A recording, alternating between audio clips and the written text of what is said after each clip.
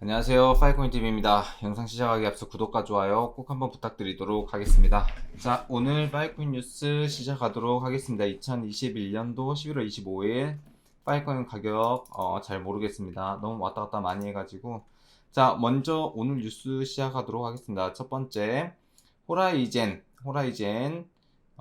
익명성 코인이죠. 보안이 잘 되어 있는 익명성 코인인데 12월 1일 사이드 체인인 젠두라고 하는 메인넷이 발표가 됩니다. 그래서 에이다와 함께 개발을 했습니다. 여기 찰스 호스킨슨도 같이 개발을 했는데요. 그래서 이 젠두라고 하는 게 메인넷에 이제 합류가 되고요. 이거는 좀 괜찮은 것 같아요. 그래서 자체 개발 블록체인 시스템 젠두라고 하는 이제 블록 메인넷이 추가가 되는데, 이게 뭐냐면 그 블록체인이라고 이렇게 가정을 할게요. 얘가 호라이젠 블록체인이라고 이렇게 가정을 할게요. 이렇게 호라이젠 블록체인이면 이 젠두라고 하는 이 메인넷은 뭐냐면 이 옆에다가 사이드 체인을 하나 만들어요. 사이드 체인.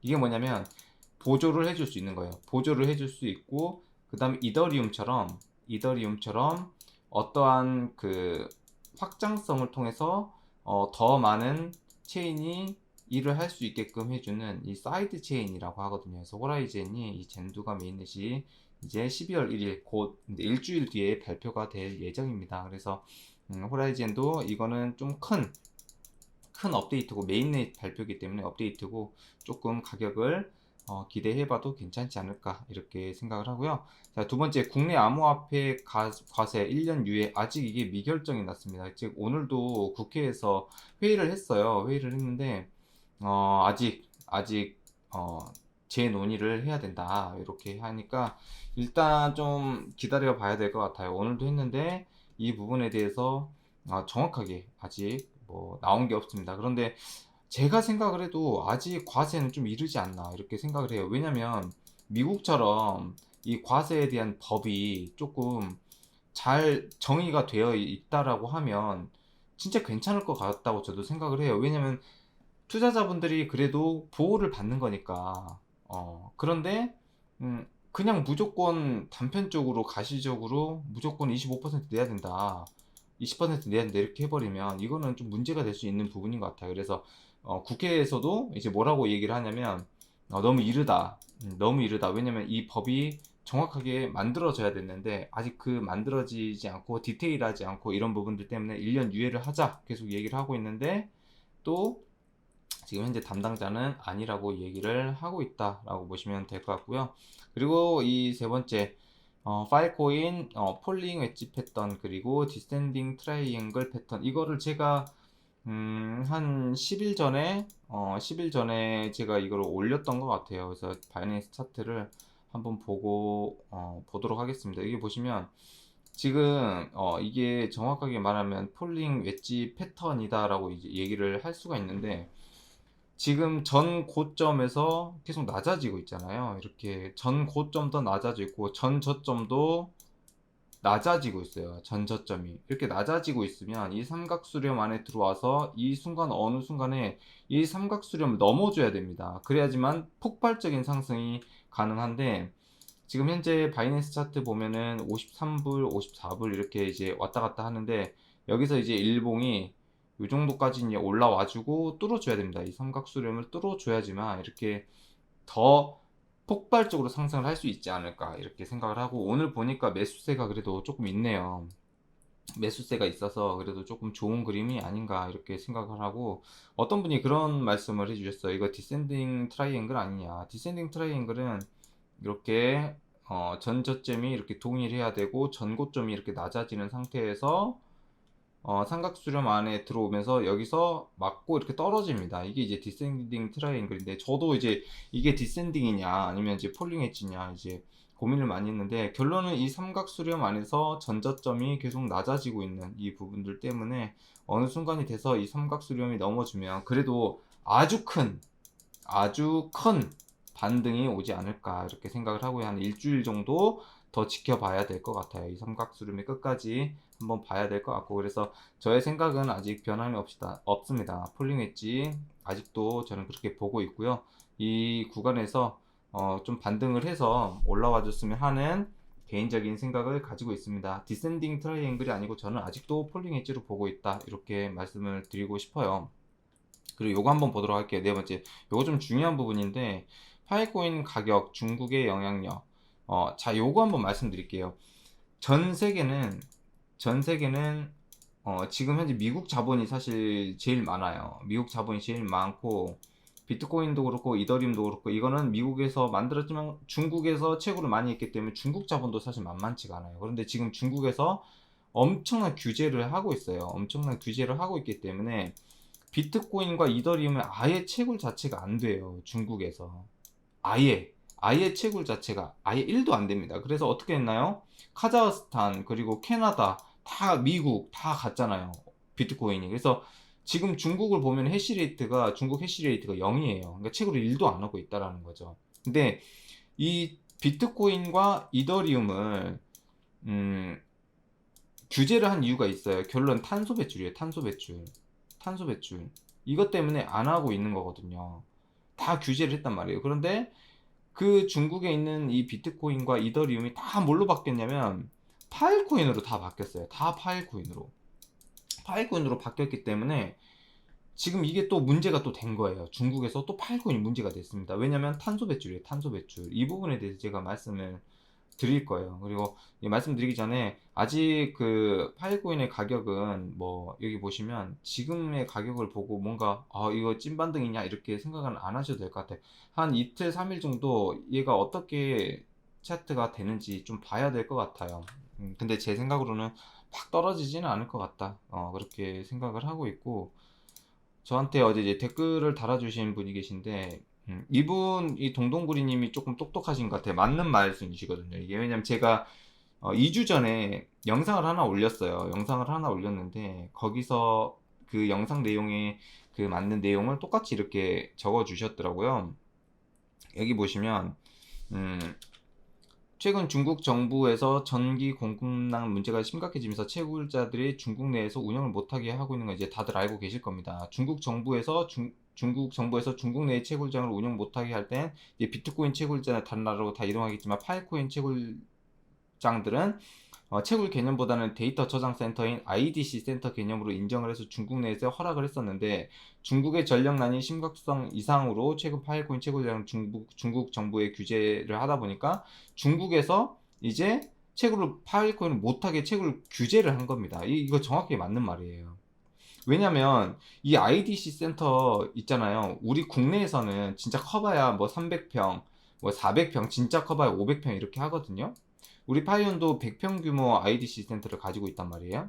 그런데 이렇게 작은 IDC 센터는 괜찮아요. 그런데 중국 같은 경우는 비트코인을 했던 데고 이더리움을 했던 데기 때문에 채굴장이 엄청나게 큽니다. 이 엄청나게 크다라는 건 뭐냐면 탄소 배출이 어마어마하다라는 거예요. 왜냐면 이거 다 열관리거든요. 이 열관리를 하기 위해서 어마어마한 냉방이 필요합니다. 그러면 이 냉방을 할 때 엄청난 탄소가 또 배출이 됩니다. 그렇기 때문에 프로토콜 랩스에서도 대규모 데이터 센터를 만들지 말라고 얘기를 하는 거거든요. 그리고 이거 6주 이내 채굴장으로 옮기면 페널티를 물지 않도록 정책이 개편되었고, 이거 제가 말씀드렸죠.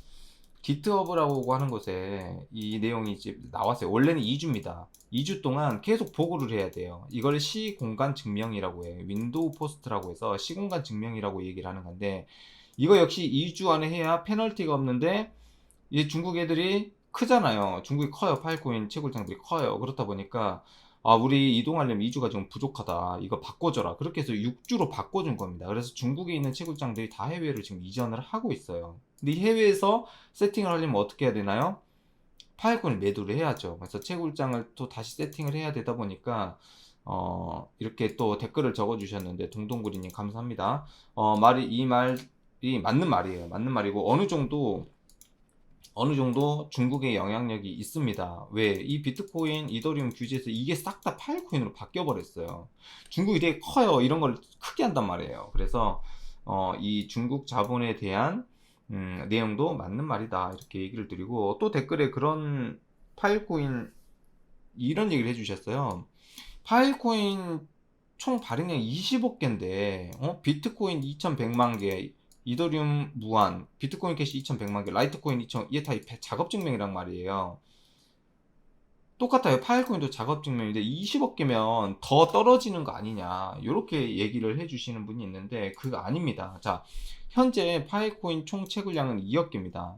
10% 정도가 채굴이 됐죠. 20억 개, 2억 개니까. 그리고 현재 1억 2,400만 개가 담보금으로 잡혀 있어요. 이게 무슨 말이냐면 파일코인은요, 비트코인이랑 이더리움이랑 비트코인, 라이트코인처럼 해시 값을 풀어서 채굴을 하는 그런 방식이 아니에요. 파일코인을 채굴을 하기 위해선 담보금을 넣어야 됩니다. 더 많은 파일코인이 들어간다라는 거죠. 왜냐하면 파일코인은 저장 코인이잖아요. 저장소 코인이잖아요. 이 저장 공간을 만들어서 기업의 데이터가 들어오면 이걸 잘 관리를 해라. 이걸 잘 관리 안 하면 너네들이 맡겨놓은 이 담보금을 우리가 회수를 해가겠다. 왜? 기업의 데이터는 중요하다 해서 이 담보금을 맡기는 거거든요. 그렇다 보니까 파일코인은 채굴하기 위해선 채굴장들은 더 많은 파일코인이 필요하다라는 거죠. 그럼 어떻게 해야 되나요? 그 채굴된 거를 절대 못 팔아요. 웬만해서는 채굴장들에서는 못 팔아요. 그리고 엄청나게 많은 파일코인을 매집을 해야 돼요. 더 많은 파일코인을 채굴을 해야 되니까. 그래서 비트코인이랑 이더리움이랑 비트코인 캐시, 라이트코인, 뭐 G캐시 여러 가지 작업 증명을 하는 이런 코인들이랑은 완전 개념 자체가 다른 거예요. 그래서 지금 현재 채굴량의 62%가 담보금으로 묶여 있어요. 그리고 또 하나, 이더리움 가스비 엄청 비싸잖아요. 파일코인은 뭐 그렇게 비싸지는 않은데 지금 현재 파일코인이 14%, 지금 2억 개 채굴 준 것 중에 14%가 소각이 됐습니다. 소각이 됐어요. 여기 보시면 지금 현재 10.113%가 채굴이 됐고 총 공급량이 20억 개 중에 2.2억 개가 지금 2.02억 개가 채굴이 됐고, 여기 보시면 소각이에요. 소각. 파일코인도 소각이 됩니다. 2,800만 개가 벌써 소각이 돼봤어요. 1년 만에.